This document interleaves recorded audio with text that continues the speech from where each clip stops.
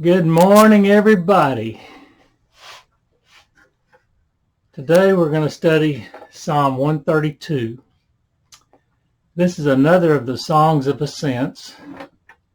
Remember, the list of these songs is found in Psalms 120 through 134. It comprises 15 psalms. The length of the psalms vary. Some of them are short, some of them are longer. Psalm 131 from our last study was only 3 verses. The second longest psalm is Psalm 121 with 8 verses. There's a couple with 8 verses. Compare these with Psalm 132 today, which has 18 verses, which is the longest psalm in this group. This psalm is about the dwelling place of Yahweh. The subject matter involves the tabernacle, the temple, and the Ark of the Covenant. While David is not a central player in this psalm, his presence surrounds the activities of this psalm. You will see his name coming up throughout. He's mentioned at the beginning, he's mentioned in the middle of the psalm, and he's mentioned at the end of the psalm. We've seen references to Zion or Jerusalem in 7 of the 15 psalms, Songs of Ascents. But Psalm 132 now clearly states the reason for the pilgrimage to Jerusalem, because it is the dwelling place of Yahweh. If you recall, the Songs of Ascents were songs that were sung by pilgrims going on their annual pilgrimage to Jerusalem. There were requirements set up by God for everybody to go to his dwelling place, to go where he is, at least once a year on several feast days specified in Leviticus, I believe, and in Deuteronomy. And these songs were the ones that they sang as they traveled that road to Jerusalem, as they were going up to Jerusalem. So, and we call them pilgrims. They were just on their way to Jerusalem to spend some time in the city worshiping, and then they'd return to home. In this psalm, there are 3 oaths to be found. One is by David in verses 3 through 5, and 2 are by Yahweh himself in verses 11 and 12 and verses 14 through 18. These are all oaths found elsewhere in the Bible. They're just reiterated in this psalm for purposes of the psalm. The psalm is broken into 2 sections. There's verses 1 through 10 and verses 11 through 18. These 2 sections are tied together by a number of repeating terms. We'll see all of this as we progress through our study of the psalm. All right, Psalm 132, verses 1 through 5, covers David's vow to God. I think you'll recognize it when we get to it. All right, let's look at Psalm verses 1 through 5. I'll read all of it. Lord, remember David and all his self-denial. He swore an oath to the Lord, made a vow to the mighty one of Jacob. And notice there's a colon there. And now the next 3 verses are that vow, the oath that he swore. I will not enter my house or go to my bed.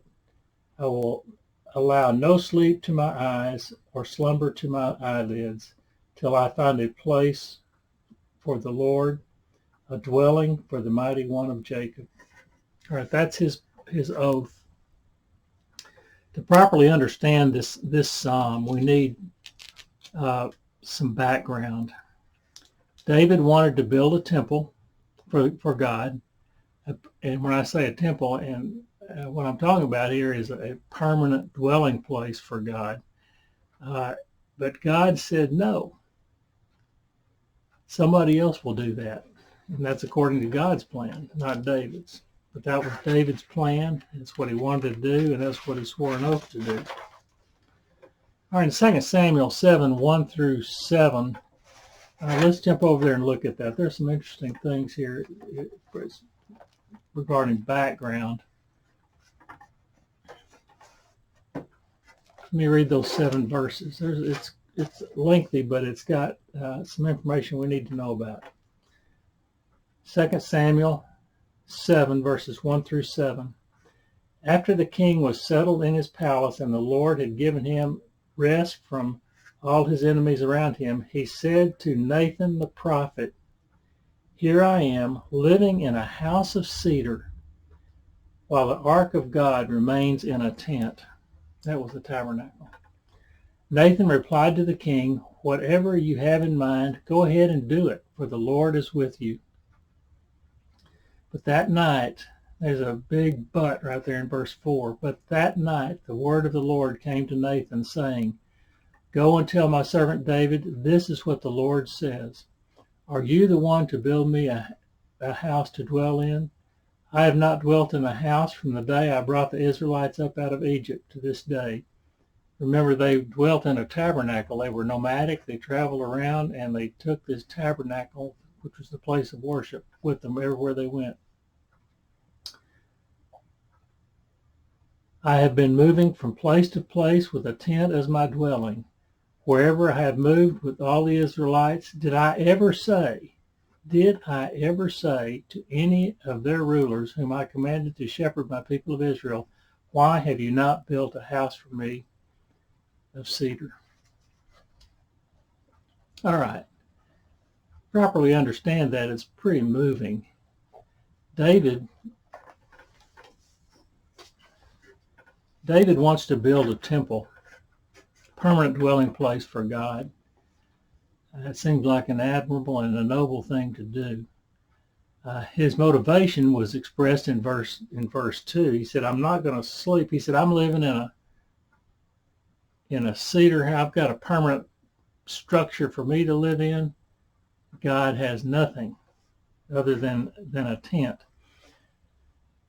So that's his motivation. While it seems totally proper, and Nathan the prophet even agreed with him. He said, "Go ahead and do it. Whatever you got in your mind, go ahead and do it, because God is with you." So David gets a little support and encouragement from Nathan. What could be wrong with doing something so wonderful for God? Nathan even agreed.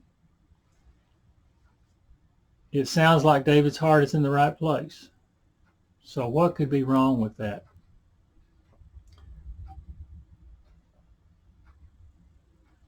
But God says, not so fast.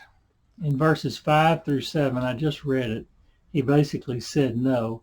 He said, "David, I did not tell you to do it. I didn't tell you to build a temple. I've never complained about living in a tent and being nomadic and traveling around, not having a permanent place. I never complained about it. I never told you to do it." Therefore, this puts David in a position of disobedience.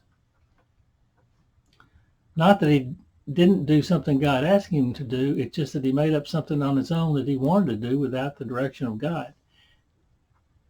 How can you be disobedient? Let's get this straight. This is not our lesson today, but it's part of this oath and the things that surround the oath. To be obedient to God, he tells you what to do, when to do it, and where to do it. If you change the perspective on any of those 3 points, you're disobedient. If you decide that he tells you what to do, he just says when to do it and where to do it.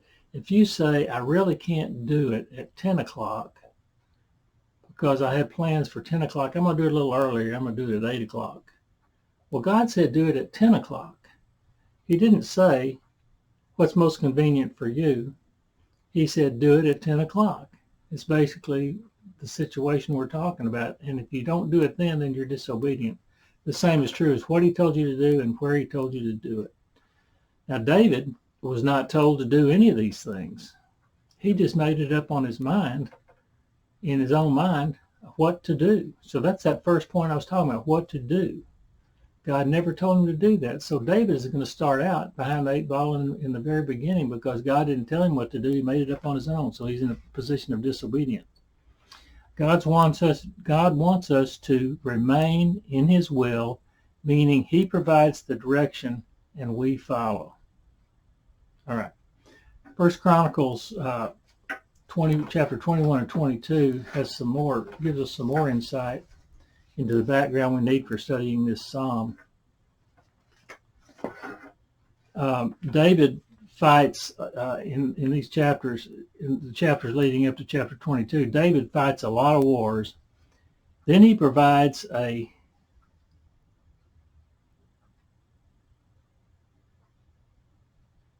census. I did not study this completely, and it's been a while since I've studied, so I don't remember all the details, but he fought some wars, and at the end of all this, he provides this census of his soldiers, something God didn't want him to do, didn't ask him to do, and so God ends up being upset with David. And these scriptures, even in chapter 21, verse 1 of 1 Chronicles, says that Satan was involved with it. So we're going to see that the seriousness of this is something we need to be aware of in our lives, as well as what we're reading about David. Satan gets involved in things, your heart gets to sounding like it's in the right place, and all of a sudden you find out God's not happy with it. Okay, so David fights a lot of wars, and he ends up in the threshing floor of a man called Araunah the Jebusite. I think he had just conquered the Jebusites. So look at 1 Chronicles 21, verse 18.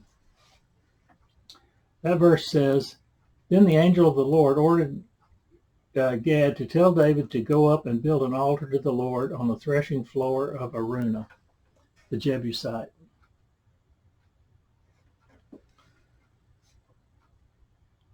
Now look at, so he tells him to build an altar there.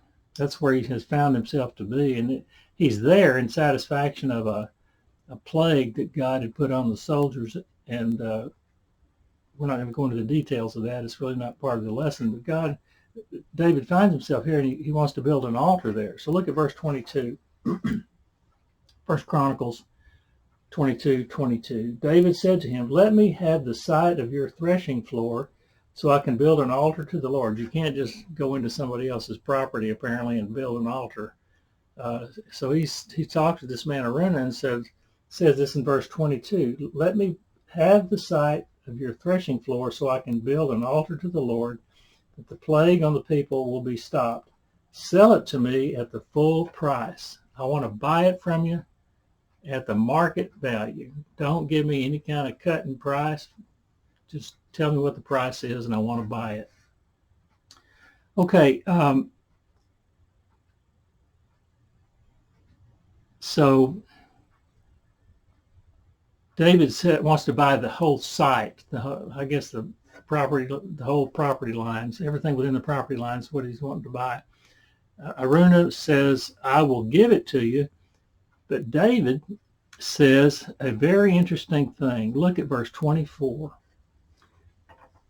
Araunah has just told him, he said, "I'll give it to you," but he says in 24, "But King David replied to Araunah, 'No, I insist on paying the full price. I will not take for the Lord what is yours, or sacrifice a burnt offering that cost me nothing.'" What kind of sacrifice is it if it costs you nothing? David put value on this because he chose to pay for it. He could have said, "Oh, great, you're giving it to me. That's super. I can take that money I was going to use for that and put it somewhere else." But that's not what he said. He said, "I want to pay for it." We may have an interest in something, and we may want someone else to share that interest that we have because we feel that it's so important. And what we'll do, let's say it's a book, or it's tickets to some concert, or movie tickets to some inspirational movie or something. What we'll do is give that, whatever it is, to whoever it is we're talking about, somebody we love, possibly a son or a daughter, or a good friend, or whatever. We'll just give it to them in hopes that they will share our interest in what it is that's covered by that gift. Now what may happen is that person may not share that same interest that you have. And what might he do? He might just take that gift and set it back on the shelf. Why is that? Because he didn't have to pay for it. He did not set the value on that. He did not set the determination that I want to pay for something like that. It was just given to him, so he may not develop the same interest you have. This was David. David says, I don't want you to give me this property. I have this for the Lord. I have an interest in it. I want to buy it. So that's what we're talking about. 1 Chronicles 22:1 says, the house of the Lord God is to build here, and also the altar of burnt offering for Israel. So this is where the temple's going to be. David's not going to get to build the temple, but guess what? He got to buy the land.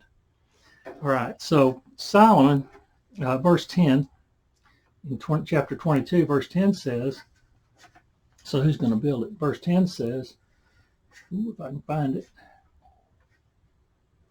he is the one who will build the house for my name. He will be my son, and I will be his father, and I will establish the throne of his kingdom over Israel forever. We're talking about Solomon.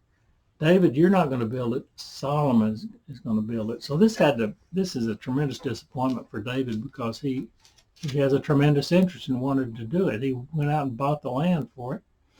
But look above verse 10 in verse 7.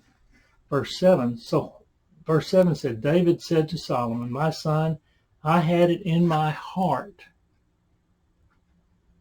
to build a house for the name of the Lord my God. But I think I want to read a little further here, because, the reason David cannot build the temple is found in verses 8 and 9 that would follow there behind verse 7. It says, but this word of the Lord came to me, you have shed much blood and have fought many wars. You are not to build a house for my name, because you have shed much blood on the earth in my sight. Verse 9 says, but you have a son who will be a man of peace and rest, and I will give him rest from all his enemies on every side. His name will be Solomon, and I will grant Israel peace and quiet during his reign. So David's son, Solomon, will be the one to build the temple. David was a man of war. God says, I want a man of peace to build my temple. His name is Solomon. And I want you to remember, I'm telling you right now, that Solomon's son, who will follow him as king, is named Rehoboam. We're going to come to that in a few minutes, but I want you to remember it now. All of that notwithstanding, David was very involved, even to the point of scheduling workmen. Look at verse 15 there in chapter 22. You have many workers, stone cutters, masons, and carpenters, as well as those skilled in every kind of work, in gold and silver and so on and so forth, craftsmen beyond number. Now begin the work. David was involved with getting the workers together. He was also involved in raising money for the project. Look at verse 14. Go up above there, and it says, verse 14, I've taken great pains to provide for the temple of the Lord 100,000 talents of gold, 1,000,000 talents of silver, quantities of bronze and iron too great to be weighed, and wood and stone, and you may add to them. So David had it in his heart to do these things. God said you can't do it, but you can be involved. You can buy the land, and you can be involved, and he was involved. So let's look at So all of this background points to the self-denial of David expressed in Psalm 132, verse 1. Let's go back over there. Psalm 132, verse 1 said, let me read it again. It said,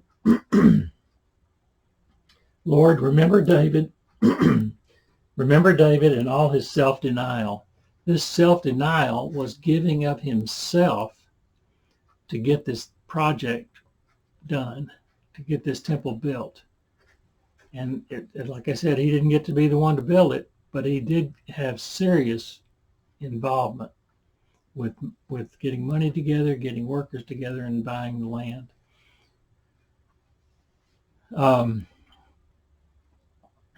Back in, we didn't keep our place, but back in 2 Chronicles 22, verse 14, it said, I have taken great pains to provide for the temple of the Lord. He has denied himself. He's given 110% of his efforts.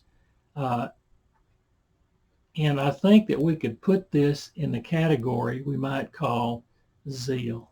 David was zealous for this project. All right, let's look at verse 2.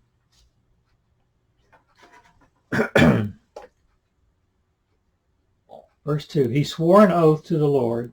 He made a vow to the mighty one of Jacob. All right, David swore an oath to the Lord, and he made the vow to the mighty one of Jacob. That mighty one of Jacob, we're not going to dwell on it, but that is a special term given to God.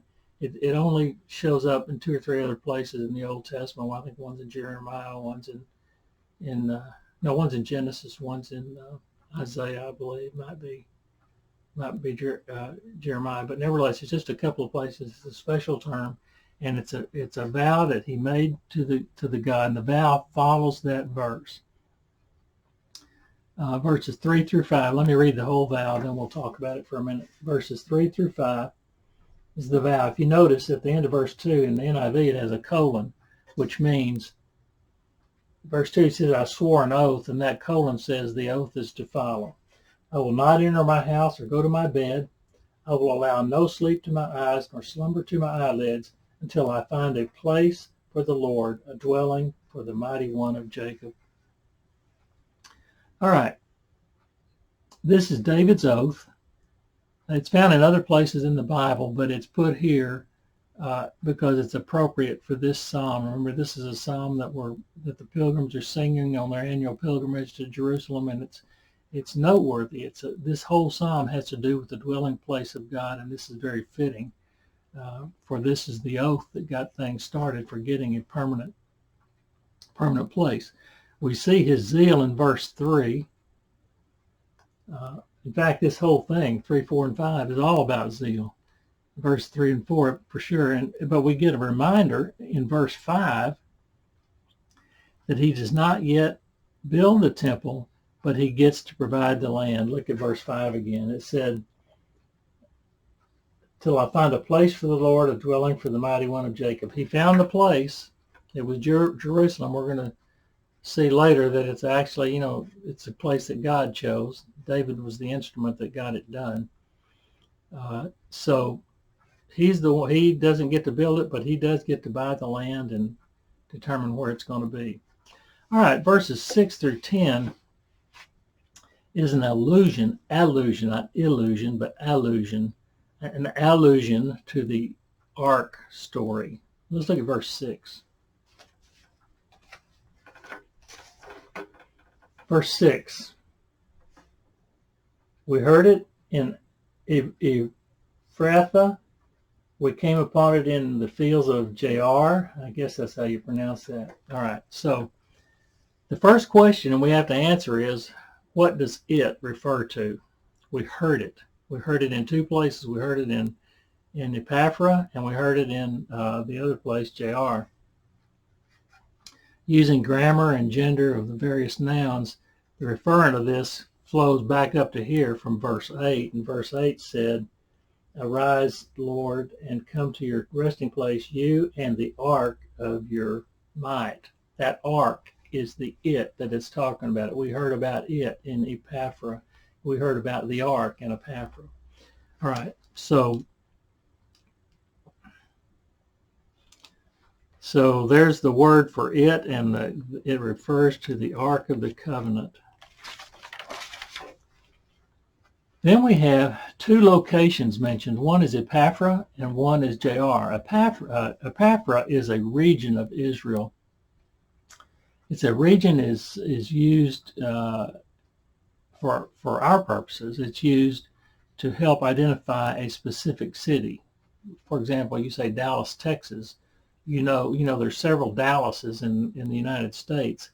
We're talking about the Dallas that we find in Texas. All right, this is Ephrathah, And there's a reference to Bethlehem Epaphra. It was a prophecy. It was prophesied as the place where the Messiah would be born. If you look at Micah 5:2, it talks about Bethlehem Epaphra. That is so we will know that the Messiah, or that so they would know, and we would know that the Messiah will be born in Bethlehem, but it is a specific Bethlehem. We don't have to open to question. It's the one found in Epaphra. So Epaphra has our regions have special purposes to be mentioned. So in 2 Samuel 6, back when we were looking at that, it deals with the return of the ark to Jerusalem. We're not going to go back and read this. We've talked about it before, but that section of 2 Samuel 6 is the event where the ark is being moved from Jebusite, from that Canaanite city, Jebusite city, Canaanite city, one of those pagan cities that had captured it, and they had been asked by that king to come get it. It's causing too much uproar in the city, so they go over and get it. And if you recall, God specified that that ark is not to be touched by human hands. Whenever it's moved, it had rings on it, and there were acacia poles that were supposed to go through those rings, and you lift it and carry it wherever it goes. But in expediency, they decided to load it on a wagon instead. And so they're crossing, I believe they were crossing a creek. The ark gets jostled on the wagon, and it starts to fall, and a man named Uzzah reached out his hand and steadied the ark so it wouldn't fall, and the man died because he touched the ark. That was the penalty for touching the ark. You could expect death, and that's what happened to him. Now, let me tell you, we've talked about it in my class before, and I'll just tell you this as a quick review. A cursory reading of that makes you wonder why God could be so vindictive. The man was trying to keep the ark from falling into the creek, falling off the wagon, being damaged, and that sort of thing. He touched it and he died because of it. You have to go back to what the original scripture said. Don't touch the ark. Wherever it goes, it's to be carried by poles. You know, one guy here on his shoulder, one guy in the back, one guy on this side, and then one guy back over there. Carry it with poles. If they had not put that thing on a wagon, it never would have been in danger of falling, and that man would not have had to touch it. So what we're talking about is a situation of disobedience. It's another situation of disobedience.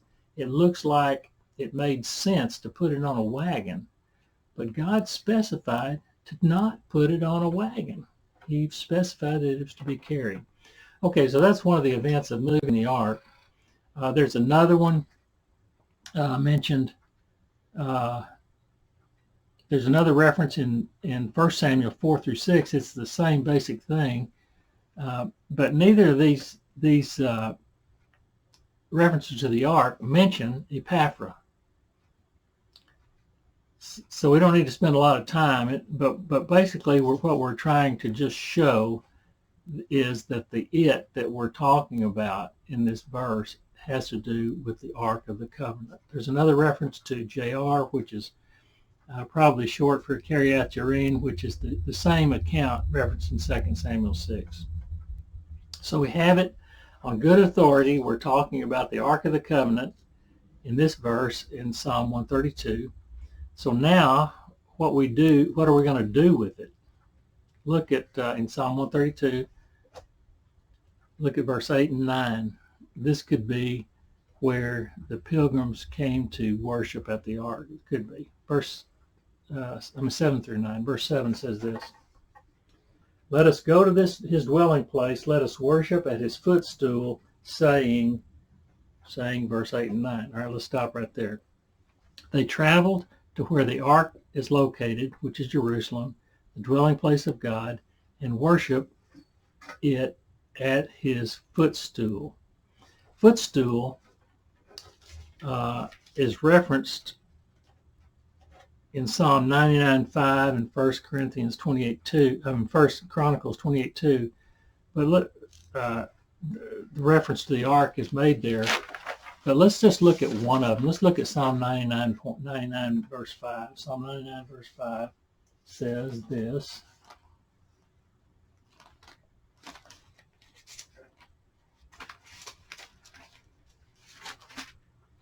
99 verse 5 says this: Exalt the Lord our God and worship at his footstool. He is holy.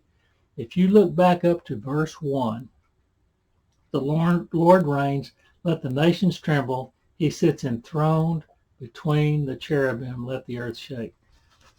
He sits enthroned between the cherubim. The cherubim they're talking about are the two cherubim on the top of the mercy seat of the Ark of the Covenant, and that is where God dwells, between those cherubim. So what we're doing is taking the inference and the implication that what we're talking about here, footstool, we're talking about the Ark of the Covenant. So it's another type of support for this verse that we're talking about. In verse 8 says this: Arise, Lord, and come to your resting place, you and the ark of your might. Rise up, Lord. This is what Moses would say, would cry out when they were getting ready to set out. You know, they were moving around all the time, and when he would give the command. His resting place is between the cherubim on the mercy seat of the ark. They would be seeking protection from their enemies with the reference to the ark of your might. It's a place of strength where God is. Now look at verse 9. Verse 9 says, May your priests be clothed with your righteousness. May your faithful people sing for joy. This is a petition for the priests and the faithful ones, that they would be established in righteousness, the result being that they would sing for joy. Then we go to verse 10. Verse 10 says this: For the sake of your servant David, do not reject your anointed one. All right, looking at this verse, I didn't find anything simple to be able to tell you about this. It would seem that the focus of this verse is on the Davidic line of kings. We're going to talk about that for about 2 or 3 verses here.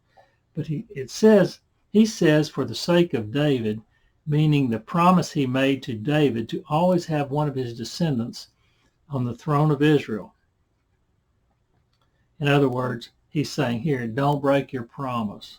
He's saying, for the sake of your servant David, do not reject your anointed one. This is a plea, but we do know that near the end of the lineage of the kings, at the end of the lineage occurs at the Babylonian exile. The requirement God put on fidelity to him by the Davidic line was broken, and the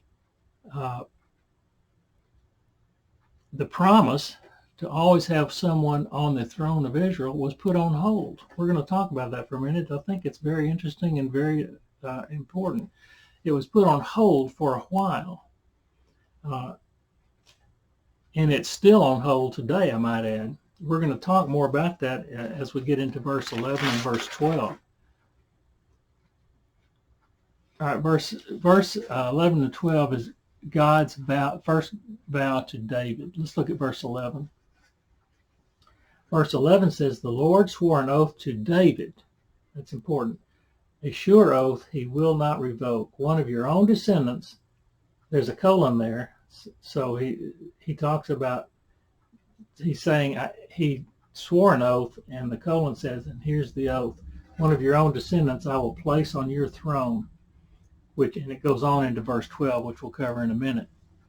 Obviously, God swears an oath to David. It says it right there. We know he swore an oath because it says it right there. We know he swore an oath to David because it says it right there. This is very important. It is to David, not to his descendants, not to his descendants who will sit on the thrones. The promise is to David. God uses, God will not revoke the oath just because he is God and because he can. God can do whatever he wants, but he's made an oath, and when God makes a promise, you can count on it. He's not going to break it just because he can. He will only revoke it by the condition that he sets in verse 12. It is the sons. The condition is if the sons do not keep his covenant. That is the condition that God can break the oath. The oath is that one of David's descendants will sit on the throne in Israel forever. Now let's look at verse 12. It's important to realize that oath was made to David.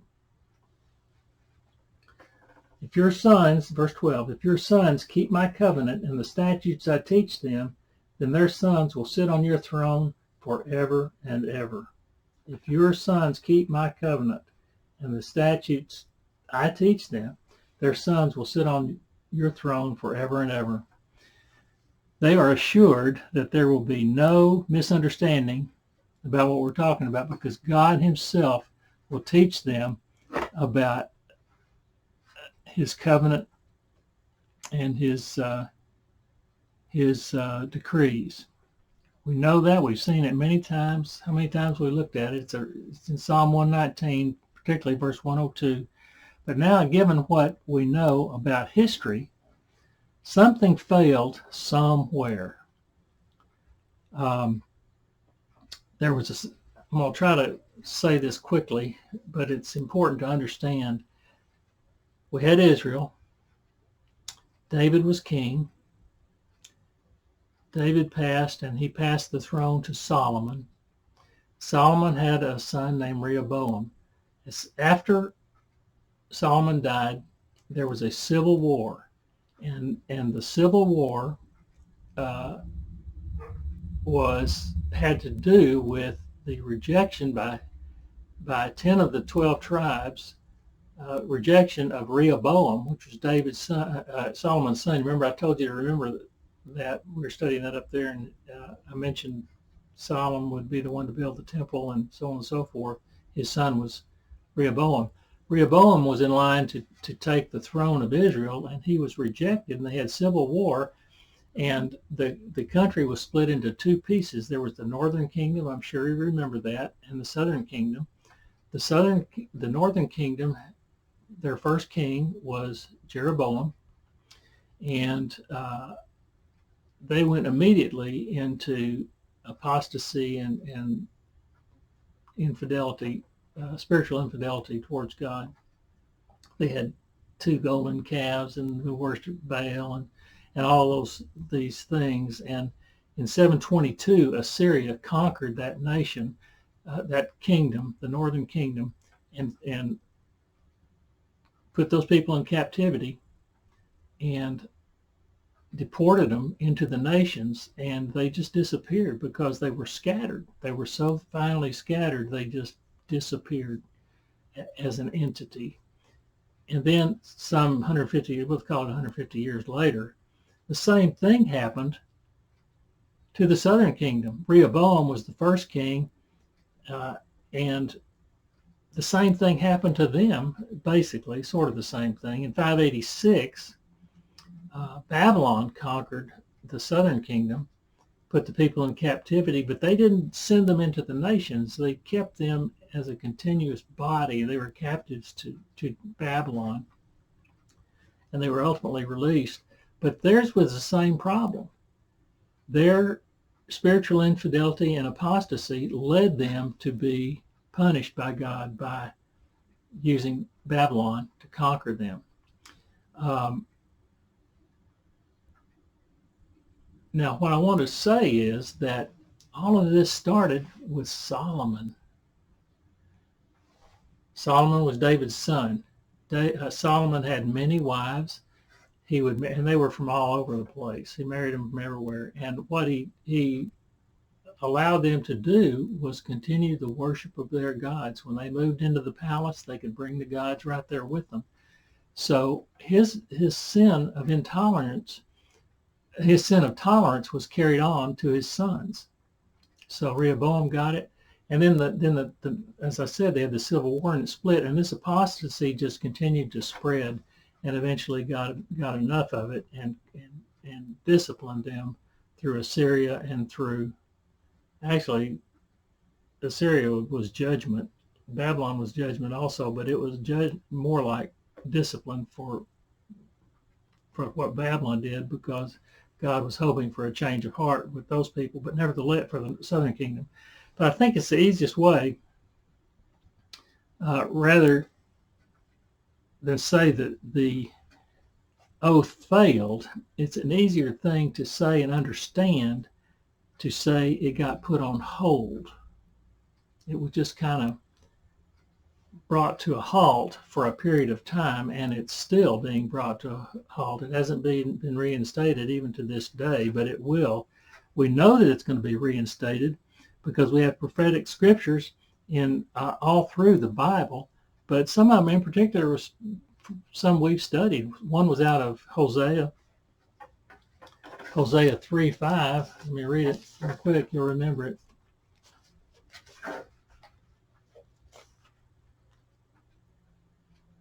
Hosea 3:5. That's Daniel.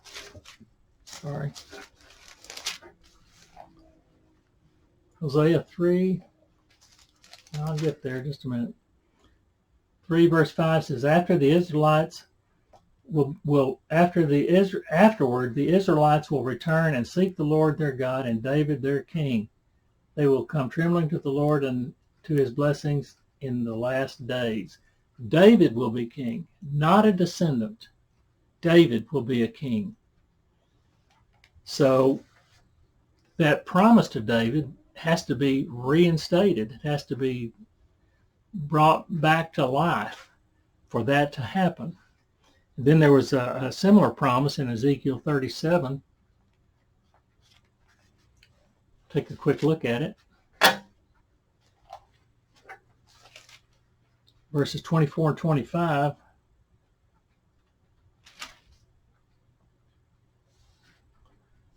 I think what I'll do is just summarize it for you.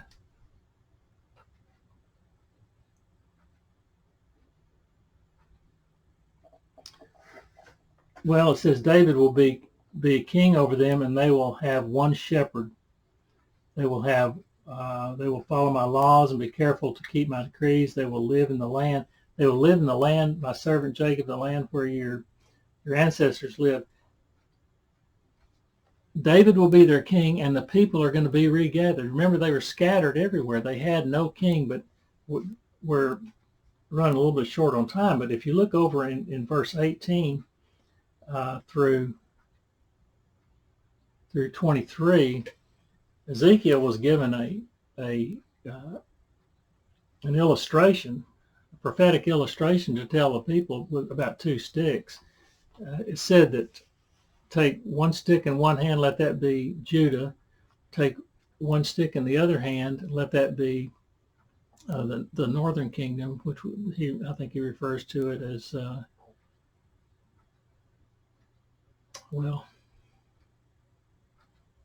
forgot. It's the northern kingdom. One is Judah, the southern kingdom, and the other is Judah, the northern kingdom. And put them together, and they will be one. And he says David will be king over that one kingdom. He will be king. The people in both kingdoms will be regathered to the land that God gave them.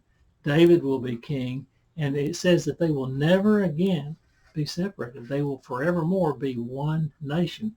All of that hasn't happened yet, but it will happen. We know it will happen. It will happen in the last days after the second coming, actually. So for that to happen, that promise that's been put on hold has to be reactivated. David will be king over them, and he'll be king over the nation of Israel. So that's the promise that David was given. Someone from his lineage will always be on the throne. But it came to the oath wasn't broken by God. It was put on hold until the appropriate time when a descendant would be put on the throne, and there were no descendants, but David will be resurrected just like you and I will be, and he will be put on the throne. All right. Therefore, in the northern kingdom, I think I'm still talking about this, about verse 12. But there were in the southern kingdom, there were some good kings. Oh, by the way, in the northern kingdom, every king was bad. They were all participants in infidelity towards God and apostasy. And there were 10 different dynasties in the northern kingdom. You remember what we talked about? Dynasty was a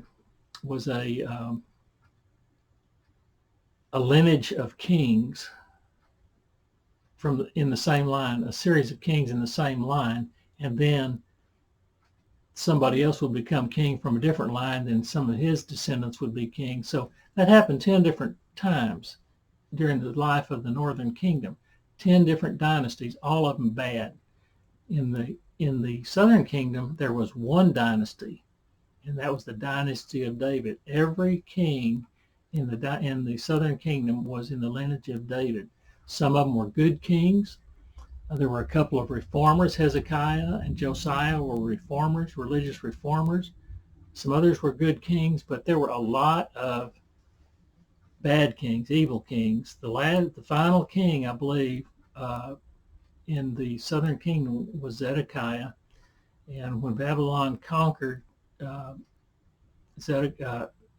Jerusalem, Zedekiah was taken captive. All of his sons were killed before his very eyes, and then his eyes were put out. He was blinded, so he could remember that for the rest of his life. He was not killed, he was blinded. So that was the end of the seeming end to that promise of the lineage of David always being on the throne. But it's not over, it's just put on hold. It will be reinstituted and reinstated in the end times.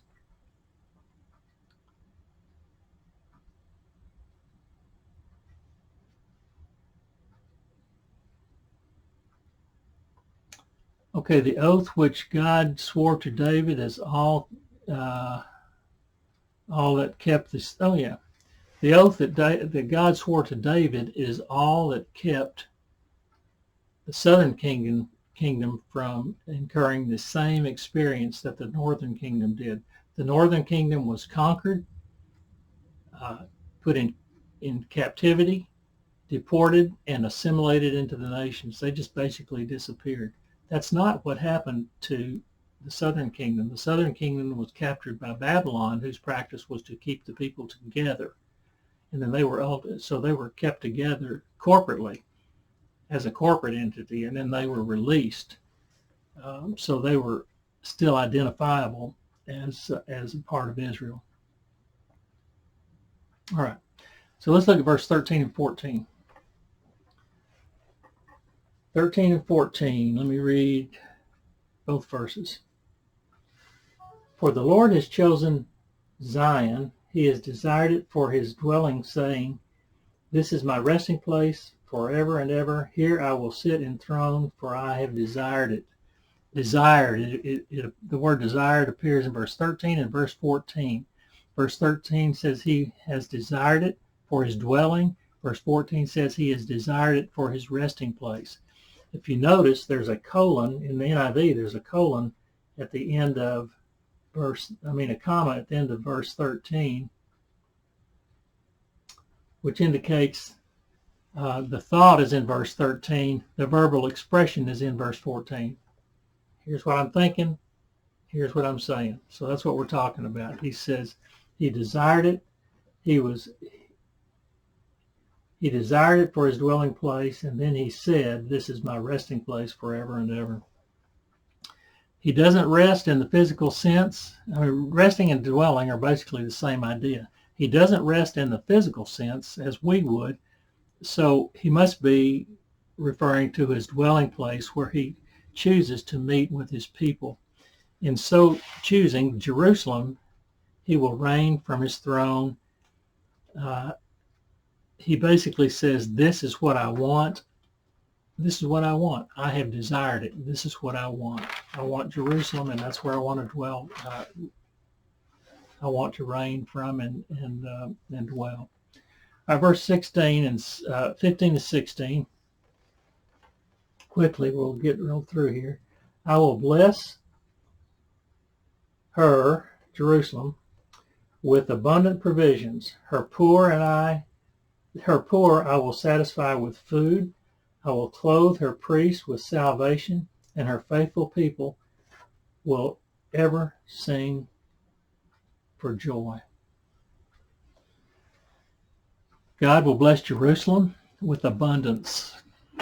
This will be fulfilled. This will not be fulfilled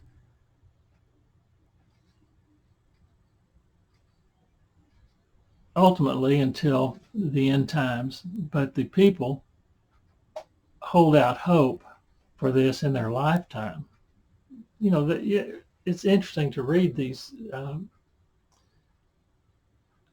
prophetic prophecies that are post-exilic.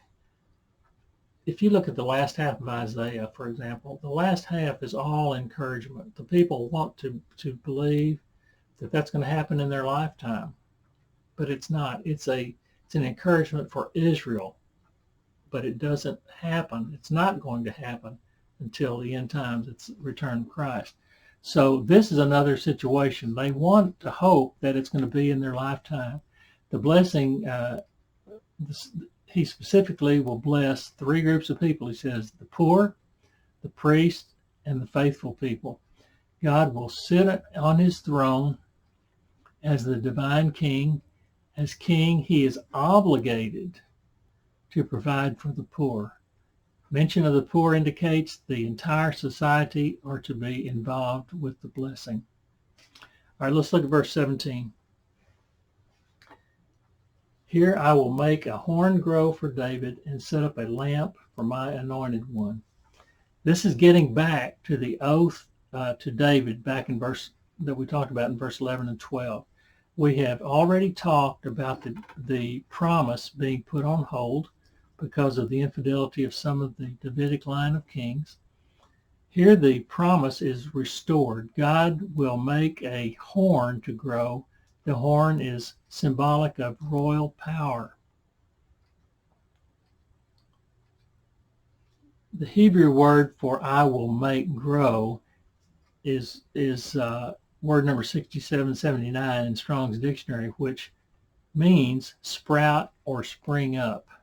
I will make a horn to grow. That horn is symbolic of power, and of royal power, and it's going to sprout or spring up. It will restart again, is what we're talking about. It's the restart of that promise. God says it will grow for David. Remember, I told you that promise was made to David, not to his descendants on the throne. The promise was to David. In fact, it said, well, right here it says, I will make a horn grow for David, meaning as a result of the promise to David. We have already seen that David is specified as king in prophetic scripture. We've read some of it in Hosea and Ezekiel, and that's by far not the limit of it. It's scattered all throughout the Old Testament. So we've seen that him as specified as king in prophetic literature in Ezekiel and Hosea and elsewhere. David will be resurrected, physically resurrected, along with the promise God made to him at the second coming. He will be resurrected, and the promise will be resurrected, restarted at the second coming of Christ. All right, let's look at verse 18, and then we'll be done. I will clothe his enemies with shame, but his head will be adorned with a radiant crown. I will clothe his enemies with shame, but his head will be adorned with a radiant crown. This verse signals hope for the future of the Davidic line. This hope will be seen by Israel through shame for their enemies. As always in the Psalms, shame is related to humiliation and defeat. So their enemies will be humiliated and defeated. Okay? In their lifetimes is their hope. It will further be seen through the blessing and flourishing of the anointed one, David. All right. That's all I have for you today. That's chapter 132. We have one more in this section to cover in the Psalms of Ascent, which we'll cover next time. It's Psalm 133. It's another psalm with 3 verses, I believe. Yep, 3 verses. So we'll do that one the next time we get together. So that's all I have for you this morning. Thank you so much for listening.